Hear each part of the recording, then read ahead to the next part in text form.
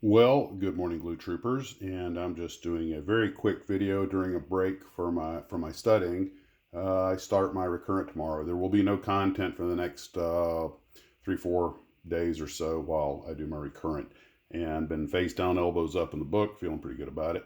And it's kind of a usual annual ritual. But I was looking at some of the models I was considering donating to Andy's Hobby headquarters once he gets his little museum up and going. And I know he's out. Heard he was out, trying to find some cabinets and everything and get it set up. And it's kind of hard to decide on which ones you want to let go. You're like, oh, these would be great kits to donate. And when it comes time to actually put them in the box, you're like, but I don't want to let go of it. And the kits have different kinds of value. For example, this one that I built several times as a kid, I love this kit, and it was that Jack Linwood artwork that did it for me. And you're like, yeah, maybe I could send him the box. But no, some of these kits I'm going to donate. And I think I've got a pretty good representative example of kits of the 60s and 70s, even late 50s. The Missile Arsenal kit came out in 58. Most of the rest of these are mid 60s, which is when I was really getting into modeling. And I think they represent an era and a pretty good representation of the kind of kits that were made in the United States and even one that was in Japan, just to show what they were up to. Although I need to look up the history on that Nito kit. I think it came out in the 70s. But these are the kind of kits I would have bought and built as a kid.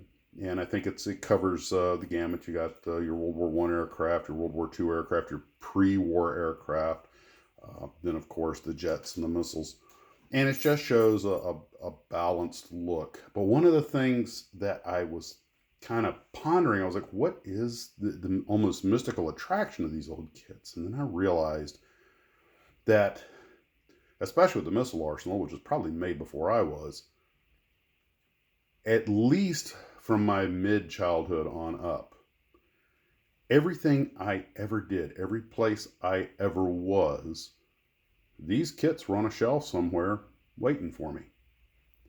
And just silent sentries waiting to be picked up and built.